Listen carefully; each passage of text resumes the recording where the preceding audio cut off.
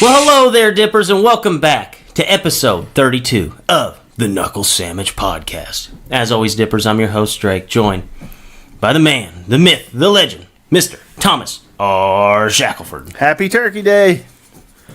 Happy Turkey Day. That is probably my favorite holiday of the year. And we get to couple that with a good weekend of fights, obviously good football games, some basketball games twinkled in there. But, Mr. Shackelford, we have to give these people a way to win some money this weekend. We have a very, very good fight card for us. Unfortunately, it's going to be about 3 a.m. over here in the States. It's going to be an early one. But it's our guy, Curtis Blades, friend of the show, former guest.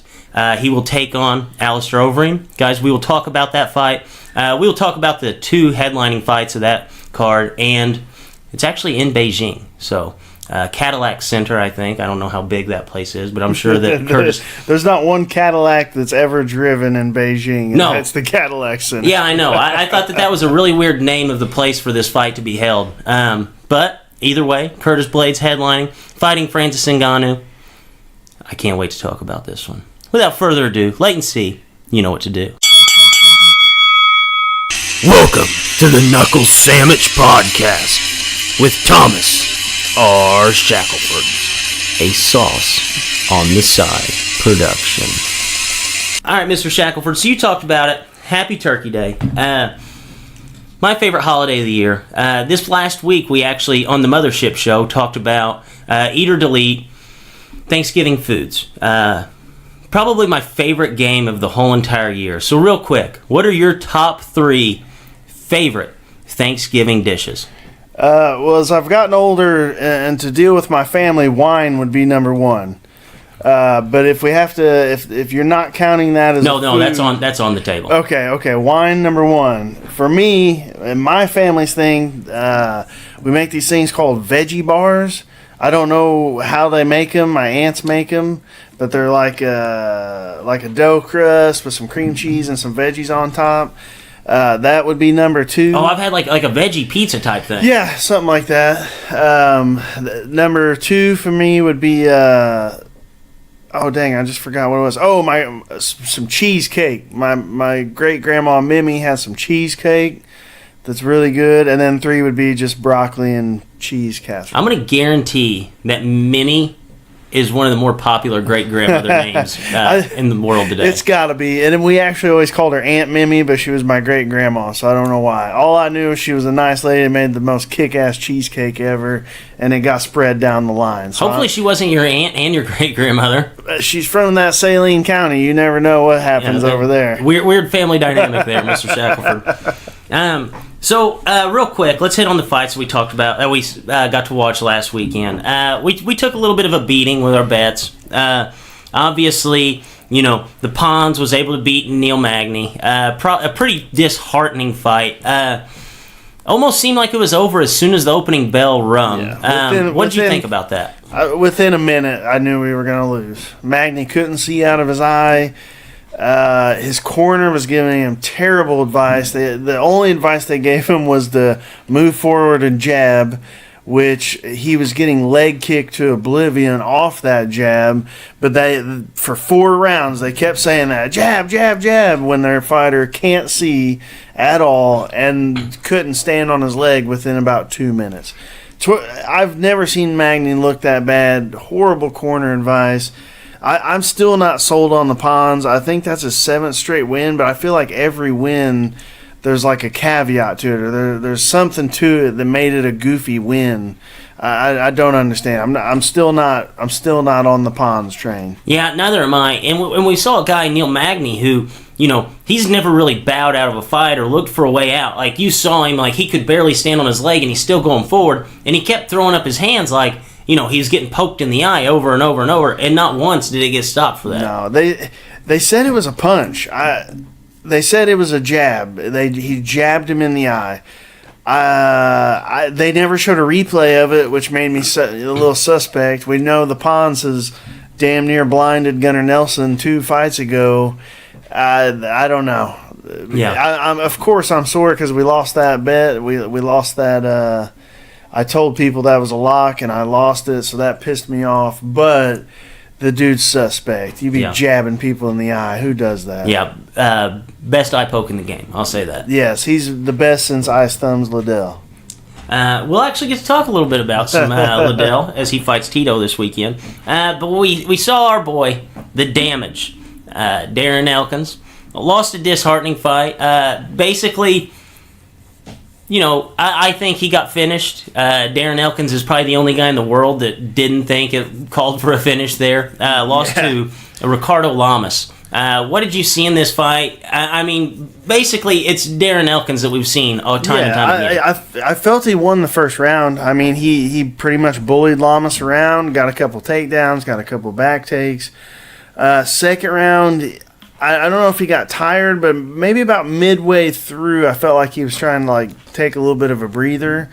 Lamas caught back up on him, got a little damage in, and then in the third, it was pretty back and forth again, but I forget what he got hit with, but I felt like he got hit with something, kind of went down, and at that point it had kind of been snowballing on him, and especially for Darren Elkins, it was probably an early stoppage, but at that point he did start to look like he was a little tired, which we've never seen from him before, and he was taking a little bit of punishment there. So I don't hate to stop. I think he was bleeding out. Do you think Darren Elkins, is there a possibility he's on blood thinners?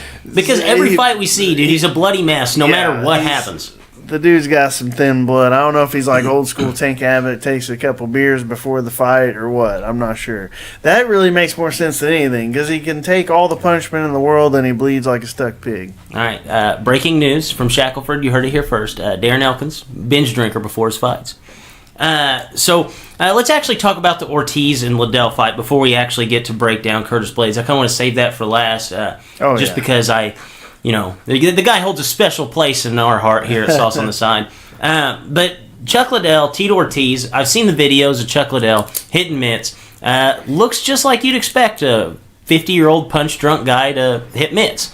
Do you think that there's any route to victory for Chuck Liddell in this fight? He's got me fired up. They dropped a video today on MMA Junkie did or MMA Fighting. He's fired up, man.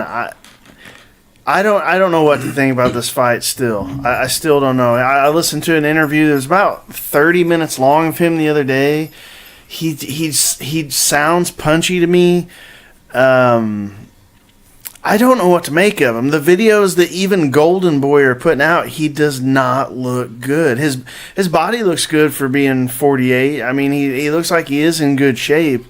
But man, just with him sounding punchy and those videos of them showing, I just don't know what to make of it.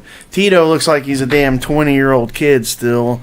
Now, he probably still can't squash a grape with his punches. Gina Jameson kept him young. Yeah. If anything, she aged him about 10 years. I don't know who to pick. I don't know if I can pick somebody. I guess deep down, I don't think I can pick against Chuck. I guess I'm going to have to pick Chuck. Just maybe he's got that big brother over him still. You know what I mean? Like, once you've whooped your little brother's ass, it's over. For the rest of your life, you'll whoop his ass. That's just how it is. Yeah. I'm looking at the rest of the card. It's only $20. That's the other thing. They lowered the price. Remember we talked about that. It was $49.99. What's most interesting to me about this is Chuck and Tito, and I hope it sells well. They are like in the revenue shares of the pay-per-views, which is even more than like McGregor and those guys get. They get like McGregor's the most ever. I think he got $4 for every pay-per-view that was bought. Chuck and Tito are actually more than that. Like it's like a 50% share. Oh wow! So they were saying it sold really, really well, and they were on track.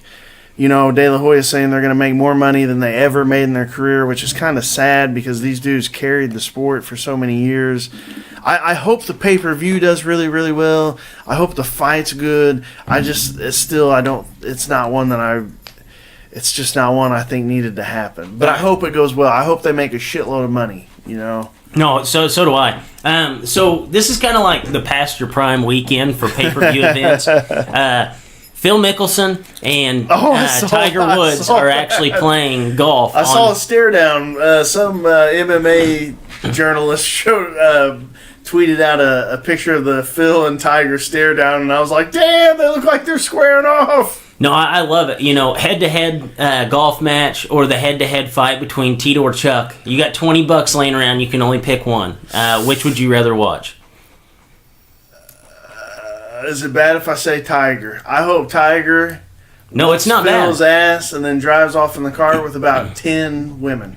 Yeah. Oh yeah. Just no. rolling off. That would the be green vintage with 10 Tiger. Women on the. That would make my day. Yeah, I think that would put Tiger in the back category for sure. Especially if, the extracurriculars were to happen. Just hopefully he doesn't get hit with a golf club by a mad wife or something. So also on that card, Tom Lawler, Gleason Tabal. There's not a ton of big names on this card, but are you excited to see any of those fights other than Tito Chuck? The thing that, like I said, that excites me about is So Tito, I heard him doing an interview. The other thing about this was Golden Boy Oscar De La Hoya kind of gave him and Chuck the reins on the pay-per-view, so they picked the fighters that were going to be under him. Wow. And they said they purposely picked some young up-and-comers that you wouldn't know their names to be in the card mixed with a few guys you would. So I think that's a smart game plan, especially if De La Hoya is going to try and get in this long-term. To have some guys build up your name. So again, you're not going to know a lot of these guys. The price is now right, $20. I feel like that's a solid price, and I kind of love what Tito and Chuck both did. They both kind of came together and like, hey, instead of just getting a bunch of over the hill guys that people already know and just trying to make all the money we possibly can, they brought in a bunch of young guys to try and build their names off their names, which it's always what you want to hear in sports. I mean, anytime you heard of a NFL quarterback, wasn't Favre famously like mean to Aaron Rodgers for a long time? Yes. Which now we know that Aaron Rodgers might be a peckerhead, so that may not have been true. But things like that, we don't like to hear that about sports. We want to hear those veterans building up the young guys. So, am I excited for the fights? Am I going to buy it? But I'm happy that it's happening the way it's happening. Yeah, no, I agree. To that Aaron Rodgers thing, did you see the newest news that came out of Aaron Rodgers basically being a peckerhead? His brother calling him out? Yes, that was one of the most bizarre things I think I've ever seen as far as a Twitter roast. So I'll actually have to tweet it, Fletch from Hump Day Hoops Hysteria, like I normally do, and ask him to rate that roast, because I do think that was a really good one. So we'll get to the card that we're basically here to talk about. It is Ngannou versus Blades, Part 2. The first fight, very tough, competitive fight. Unfortunately, Curtis Blades lost to a stoppage. Also on the card, we have Alistair Overeem taking on Sergey Pavlovich, guy fighting out of Eagles MMA. First, we'll go ahead and talk about Alistair versus Pavlovich. Pavlovich opens as a minus 130 favorite. We really haven't seen much of him in the limelight, which Alistair Overeem, plus 110 dog, basically been in the UFC since I was even thought about being created. So, who do you have in this fight, and who do you think's going to win? This one's a toss-up. If you feel like you're a little risky, go Alistair just because he's the dog. That might even be the safer bet. Now this other dude, I looked him up. I had no clue who he was. I just saw he was 12-0, big Russian dude fighting out of Eagles MMA, which is the Khabib's training camp. The dude's jacked to the gills. He looks like Ivan Drago. And all his fights that I watched, none of them lasted very long, and it was just him berserker, just him running out there, throwing a million punches until the dude crumbled.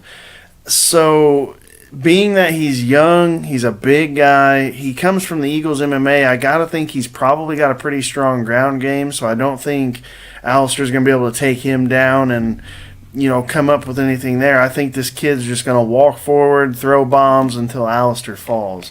Now, Overeem has had some really bad knockout. I mean, I think Blades just knocked him out, and before that, Ngannou knocked him out. So he's always been a little chinny, but you got to think this kid that's coming at him 100 miles an hour is probably going to catch him also. Yeah, I think you're right. You look at a guy like Alistair Overeem. He's had over 60 career professional and that's MMA that's fights. just MMA. He Yes. also fought the highest level kickboxing too. So. Yeah, I mean, you would hope that he's a savvy enough vet to know to get out there, weather the storm, kind of drag it on later, to where he does have a plus matchup. Yeah. But I'm really excited to watch this fight, basically just to see what this Pavlovich kid has, because we do, we're kind of at that point in heavyweights where a lot of the guys who are 35 plus are just still lingering around, and we're hoping for new faces like a Curtis Blades. Isn't it crazy that the heavyweights tend to fight longer into their life, like mid 30s, early 40s, when they're the ones that usually get knocked out? I mean, they're usually the ones that catch the knockouts, but they're fighting way later. You think about like Matt Hughes, he was pretty much done at like 31. Like that was his physical prime. You got Mark Hunt, who's like 45, who looks as good as he did when he was 30. Yeah, I don't understand why that is. Maybe just like accumulation of strikes compared to just the blasting blow. Ones. So it's better to get dropped in one shot than to fight a Diaz. Than to fight a Diaz. Yes, I think that would probably be true, because MMA's been a pretty big sport that we can follow for a long time now, and it's starting to become kind of true. And even not even just heavyweight. Look at Glover Teixeira. He's lingered around for quite some time, just being a bigger guy in MMA. So the fight that we are here most excited about, Curtis Blades, part 2. First fight. What did you see out of the first fight that gives you hope that Curtis Blades can win this fight? Curtis Blades does open as the favorite, 230 to Ngannou's plus 190. What about the first fight makes you excited about Curtis for the second time around? I hadn't seen it before. I watched it yesterday. To be honest, I think Blades was probably winning that fight. He got some takedowns. The striking was pretty even. Now, the thing that I noticed about Blades in that fight, he was super tentative. He almost didn't know whether he wanted to try and strike with him or just go straight, wrestling on him. Now we know that Ngannou's not a very good wrestler. So if you just keep pressuring him, he's going to be able to get him down. And also Blades I think he said on here on this show, or maybe one of his other interviews, he actually didn't train a whole lot originally. When he was with his first team, he was mostly just taking fights and wrestling guys. So he's been with, I believe, the Elevation on our show, he actually talked about how most of his training was done with the high school wrestling team that he grew up with. Yeah, I thought that was this show. So he's with a real fight team out in Colorado now, and he's never looked better. Like I said, he beat up Alistair, and I think he was probably winning that first fight. What happened was he got caught with a punch to the eye, and it swole his eye shut, and they stopped it between rounds. So it wasn't like a dominant Ngannou victory. It was just one that was a weird ending that kind of got lost in the scruff once Ngannou started smashing dudes' heads. So I really feel like this is a comfortable Blades win. I think he's just going to mix it up, just drag him down and beat him up until it's over. Yeah, the last time Blades actually fought, you said he needs to come out with his headgear on, his old John Smith wrestling shoes, and a singlet, and just basically drag him down, wrestle him for the entirety of the fight, which is what he did, and it won. For my take on this go around is that since that fight, Curtis Blades has basically just thrown everything else aside and said, "Hey, I'm a better wrestler than everybody in this division, and I'm just going to prove it to you. And I am dominant enough of just wrestling alone to win every single fight that I step in the octagon." Not a bad idea. That's what Ben Askren does. I mean, the fight he had a close fight was with Jay Huron.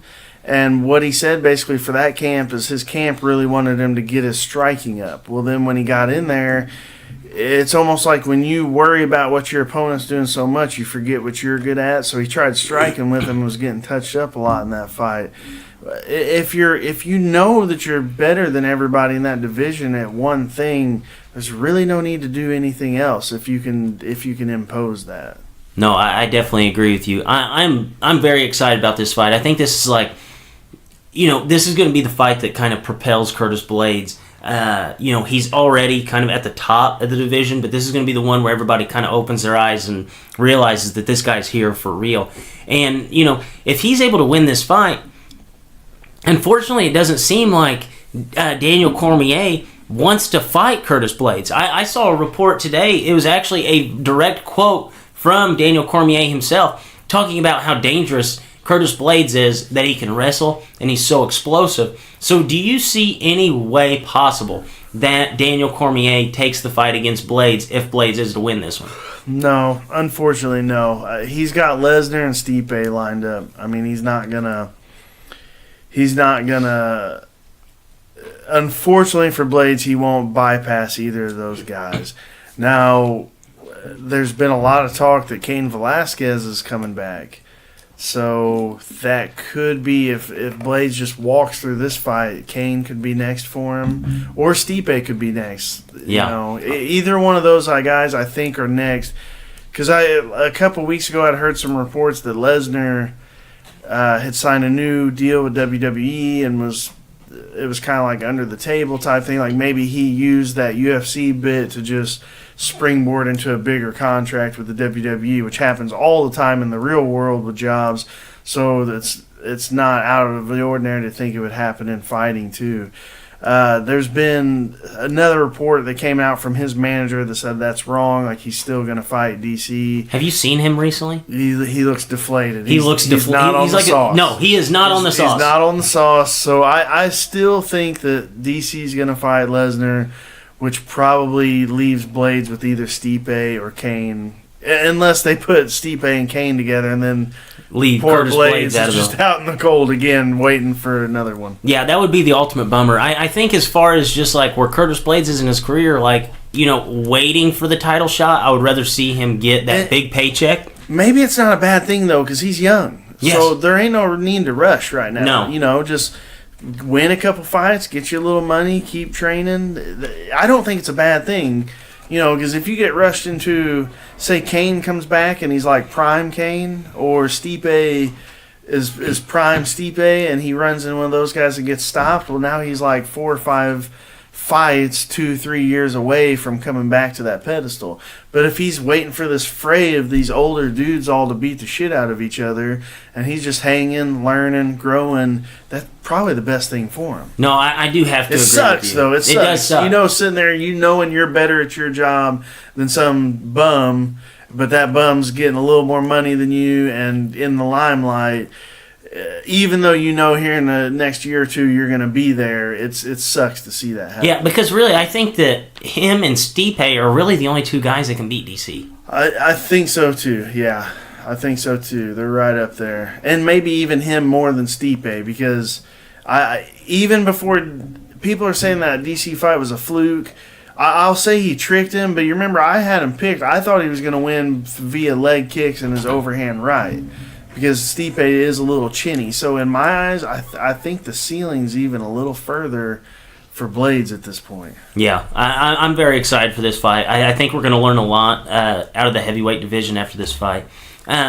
So anything else before we want to wrap this show up? I know it's kind of been a quick show, but I mean, really, we've hit everything that's happening. We don't have a lot. The one thing I'm more excited about than anything right now is that Tyson Fury Deontay Wilder fight, which is not this Saturday but the next Saturday. That the more I watch on those guys, the more I get excited about it. Let's break that down next week. We can try. I don't know if I know enough about boxing, but we can pump it up a little. Yeah. They're both 6'7". One guy's an insane knockout artist, probably the best American heavyweight champ since Tyson or Holyfield, American heavyweight champ. And then the other dude's 6'7", the Gypsy King, just really, really boxing savvy. And out there. I've listened to a ton of his podcasts. He's come back from like depression, suicidal thought. The dude's inspiring as hell. It's going to be a blast fight. It's going to be a blast. Yeah, I think that's going to be one of the only boxing fights that I actually and you know what's watch. nuts?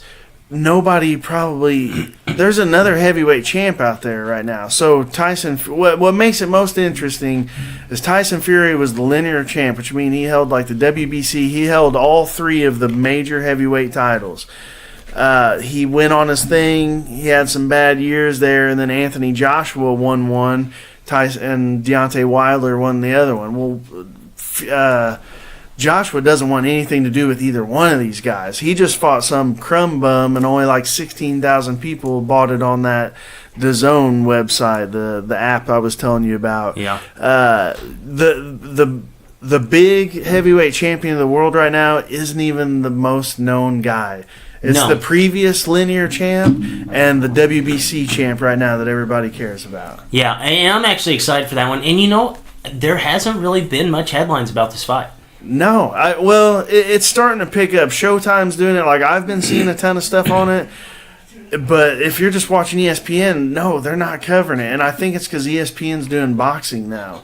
So this is Showtime boxing. So this is just, it'd be like trying to watch, it's not like the NFL where it's on Fox, NBC, ABC, it's on all those.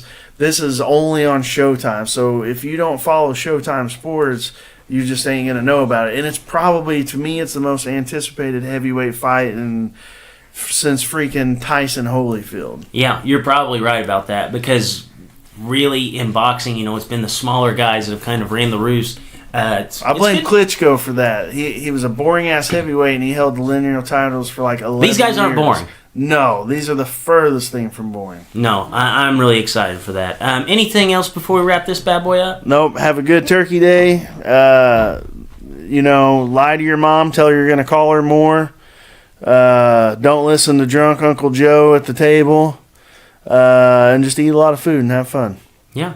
And on that note, for Drake, for Mr. Shackelford, as always, Dippers, stay saucy.